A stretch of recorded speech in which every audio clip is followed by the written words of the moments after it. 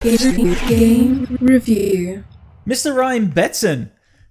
That's me. What's going on, man? Hello, sir. So today we're going to be talking about Horizon Zero Dawn on PC, thanks to PlayStation Australia, who provided the review code kindly. What a weird sentence that is. Horizon Zero Dawn on PC, thanks to PlayStation Australia. Where are we right now? This 2020 is weird. What a world we live in. Yeah, right. What a lockdown we live in right now. So yeah, huge thanks to PlayStation for providing the review code on that one. Betson, I thought I'd sit down with you because obviously being knowledgeable in Horizon, being a PlayStation fan like myself, I thought it'd be perfect for us to discuss this PC port. Now, when I say PC port, I almost feel like this isn't a port, to be completely honest. In way of its presentation, I feel like everything that's been optimized for this version of Horizon on PC feels almost like coded purely to be for PC. I felt like, if you recall, like the way that Horizon played on PS4 Pro and everything, it did kind of feel like you were playing a PC game at times.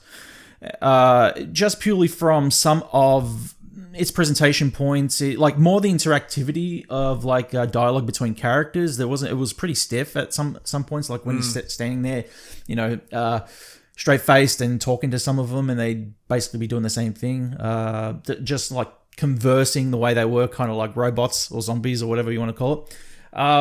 But in other aspects, such as in-game cutscenes that were not pre-rendered, we get a lot of that here, but we also get those pre-rendered cutscenes, like a couple of them that were at the start during the prologue.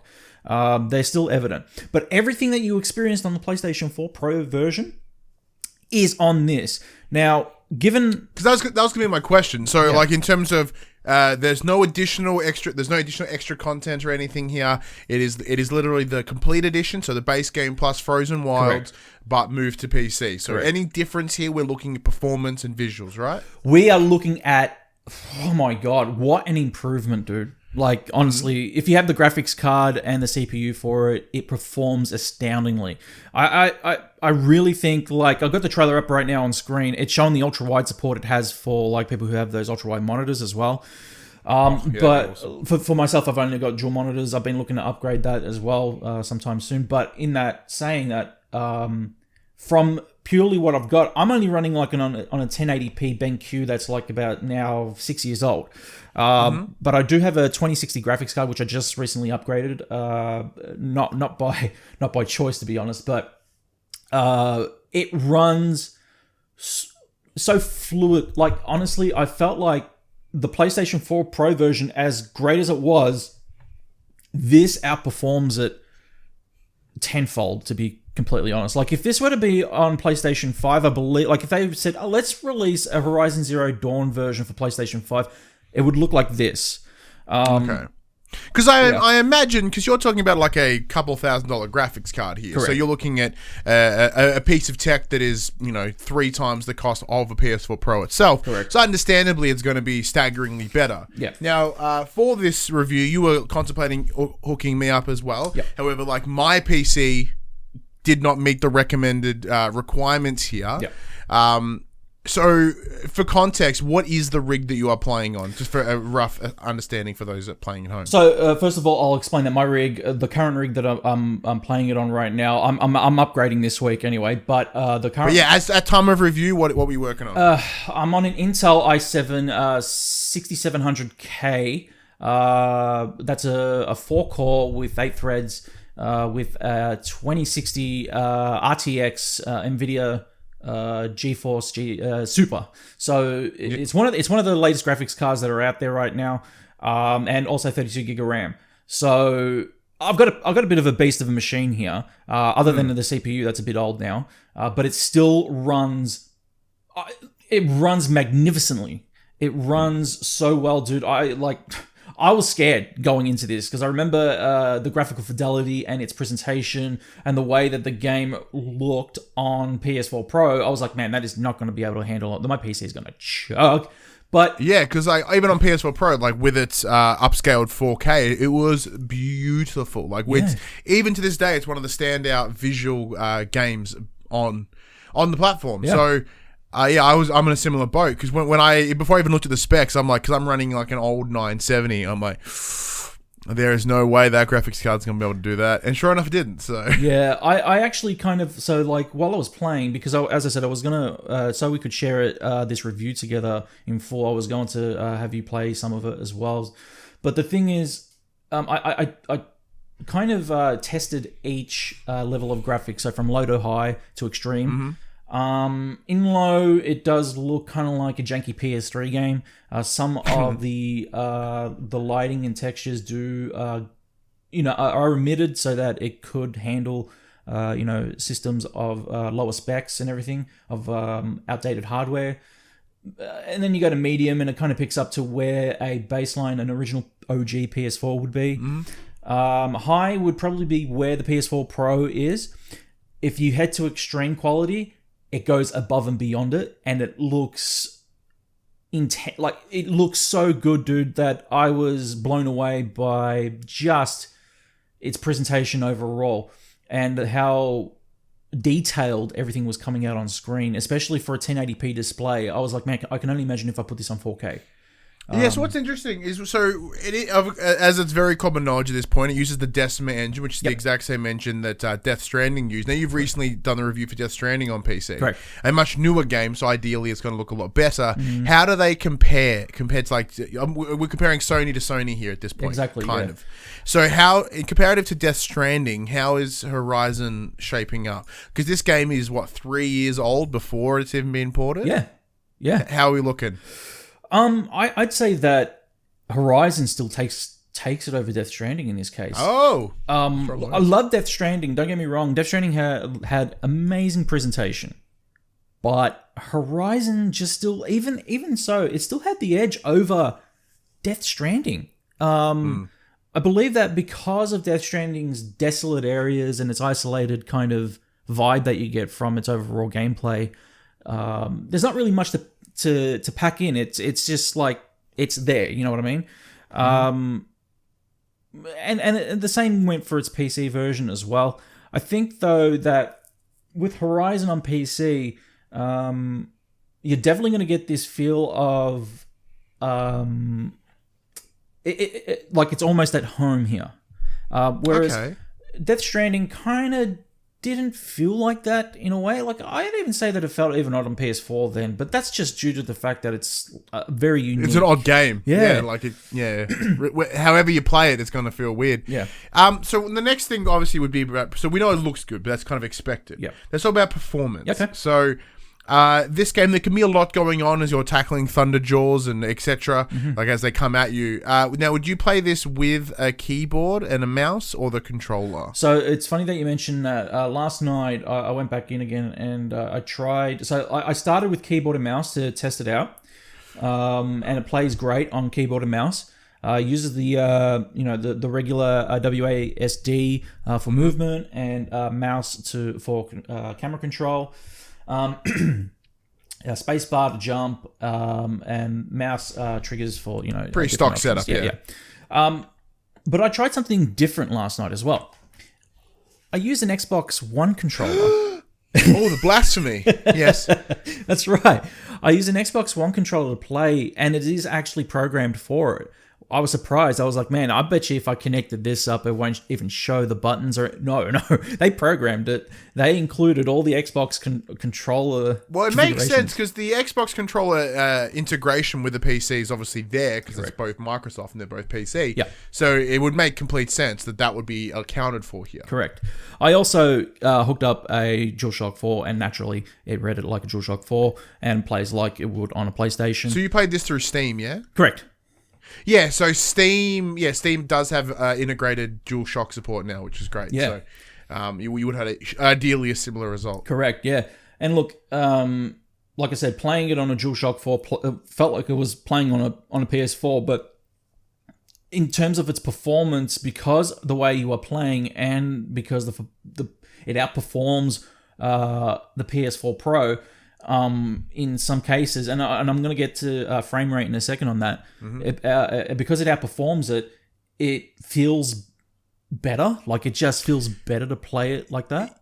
Yeah, because I was imagining. So there are moments when you sort of get in your confrontations with your big beast, and then you are darting around, putting down traps, and sort of jumping and parkouring your way around the area. Correct. So this is where a mouse would have that advantage, where you can quickly, swoop around your camera and lay down traps and keep moving. Yep. Did you find that fluidity increase when you have the luxury of a keyboard and mouse?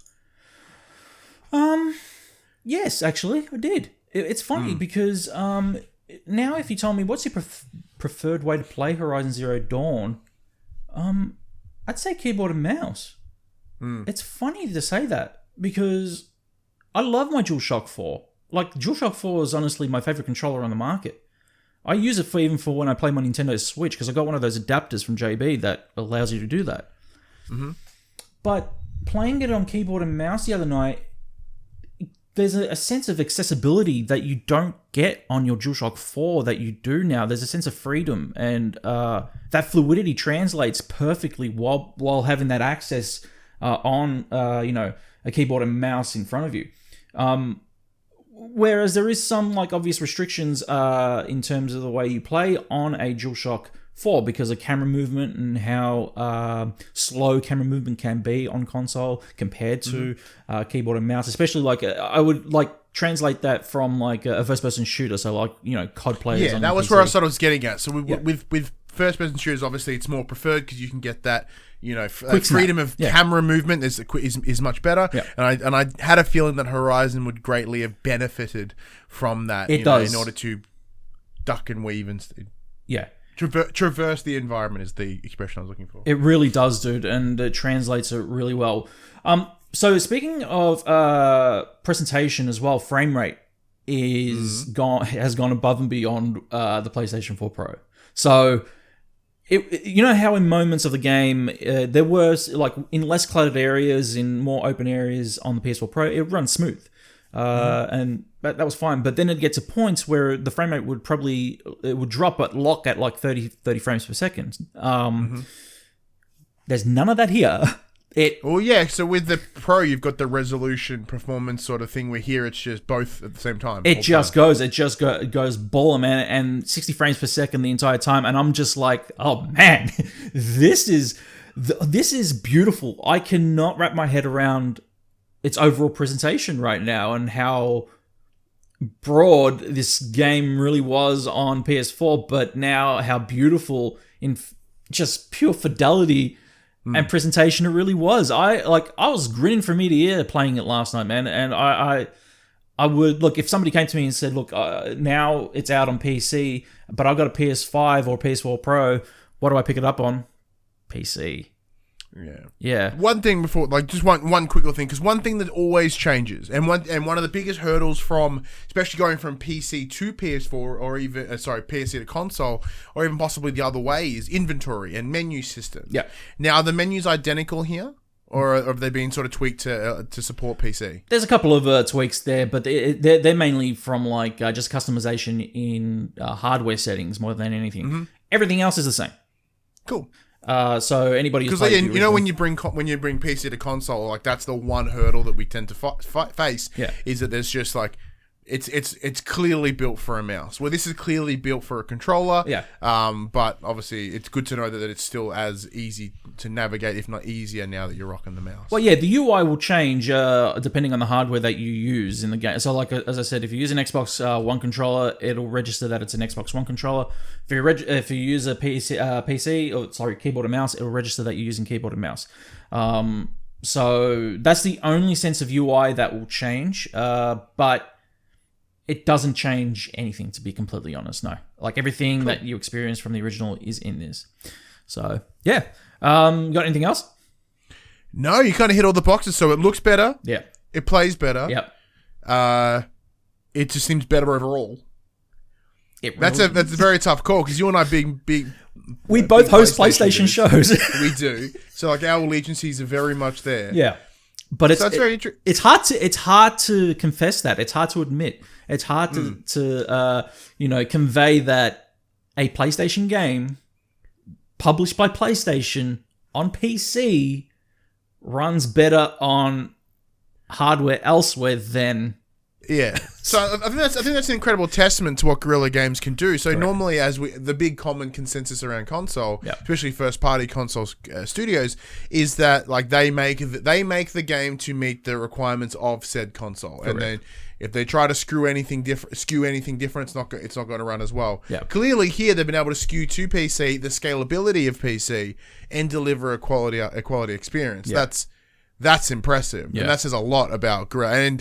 And do you believe that this is an indication of what's to come? Will we see more PS4 games? Because like obviously, we've got Detroit. They were second party. They don't count. Yeah. Kojima's second party also doesn't really count as well.